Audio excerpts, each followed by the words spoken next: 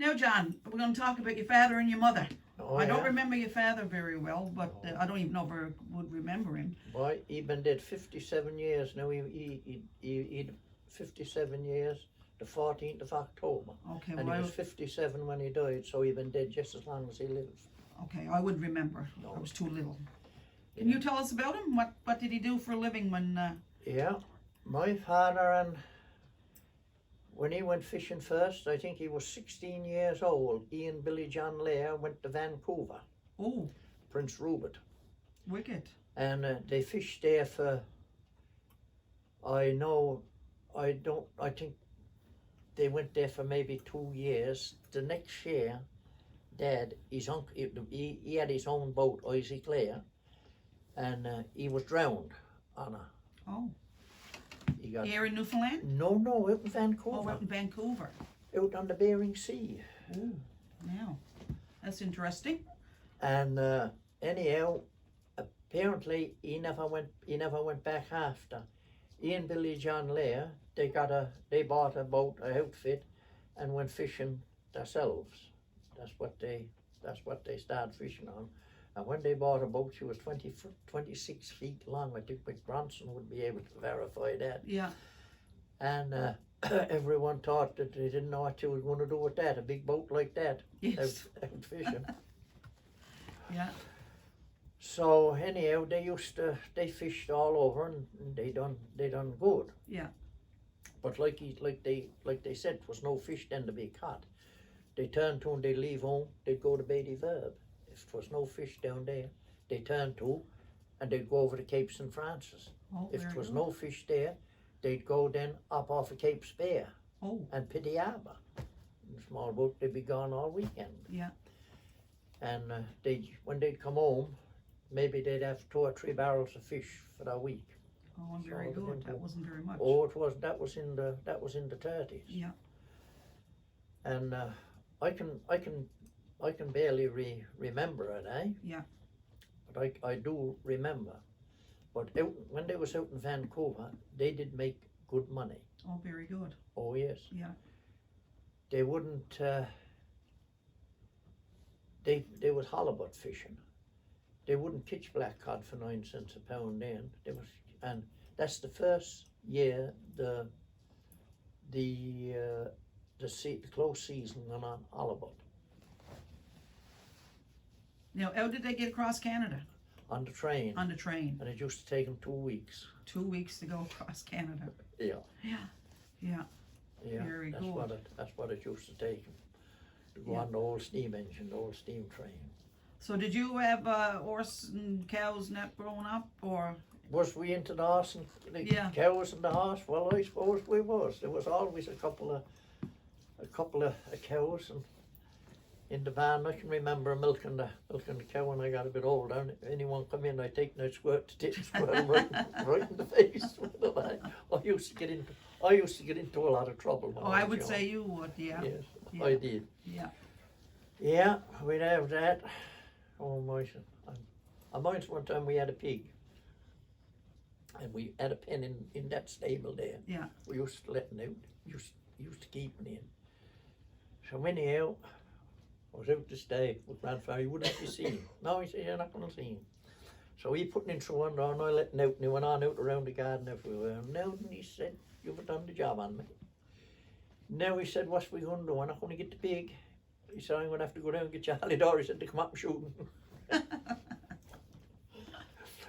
Oh Yeah. yes, all fun like that. There was a lot of Oh, fun and yes, games. yeah. And who was your buddies growing up as a young boy? As a young boy, me and Eldon Nussey was pretty good. No, he went away when he was 16. And who was this? Eldon Nussey. Yeah, but who do we belong to? Did you know Eli and Cass? And well, you know Darrell Nussey was his first cousin. Oh, right. They on. lived in there in the lane, going in the lane, right opposite where with Bussy and they lived. Oh, over okay, there. yes. That house was their bell roof on. Yeah. That's where they lived. Oh, So very good. we used to be buddies, and Ivan Strange. Oh, yes, yeah. But me and Eldon was the same age, and Oliver Bussy was another one, Yeah. and me and Matt, and Mhm. like that. That was mostly the Yeah. the one, and Dave Bossy up in Sandy Cove. Oh, very good. And your mom, Aunt Gertie, I remember her quite well because she used to do all the wedding cakes. That's right. Yeah. And did she work outside the home, or did she just? What did she do? Just. My mother, when she was 7 years old, she went to the United States. Did she? Yes. She and our mother and our brother Jack.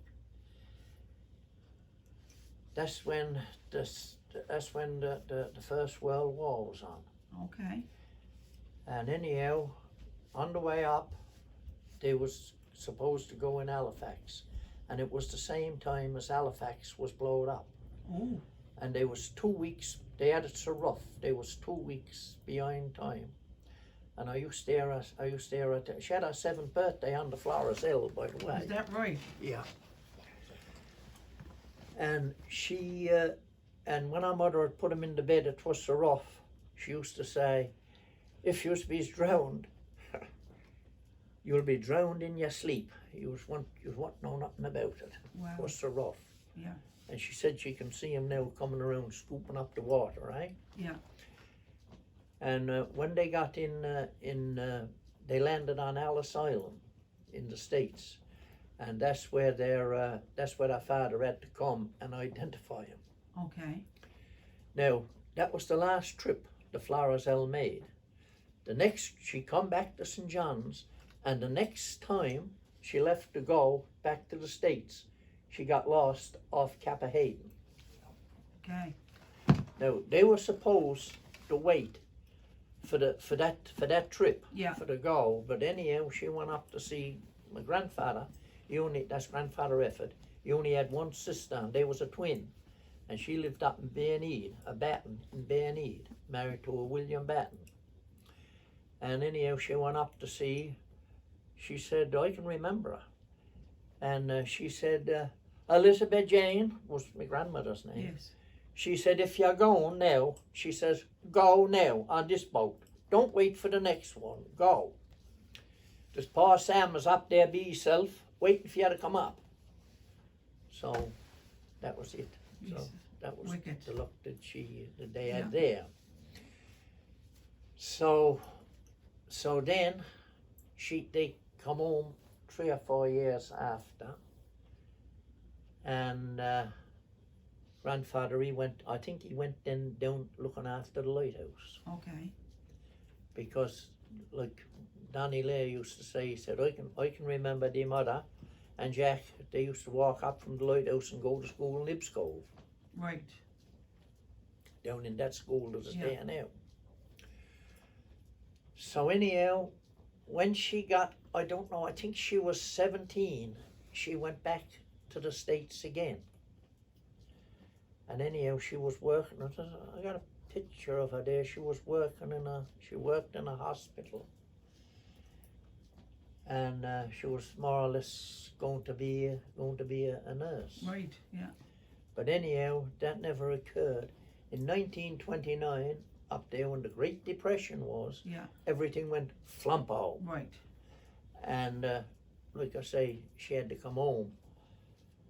So I guess when she come home, then she got in touch with the poor old man, father, and Yeah. then that was it. Right on. Yeah. Yeah.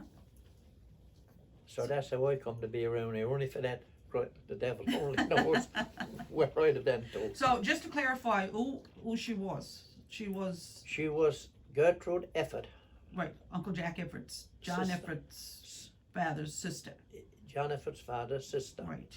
Jack Efford, yeah. Right. Yeah. And did she always bake cakes? And Yes, always bake cakes. Yeah. Yeah. I know she made wedding cakes for all of us and She decorating. made hundreds of them. Yes. Yeah.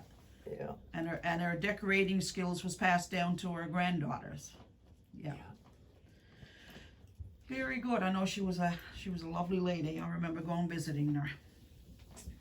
Yeah. Very good then. Well, anyway, thank you again.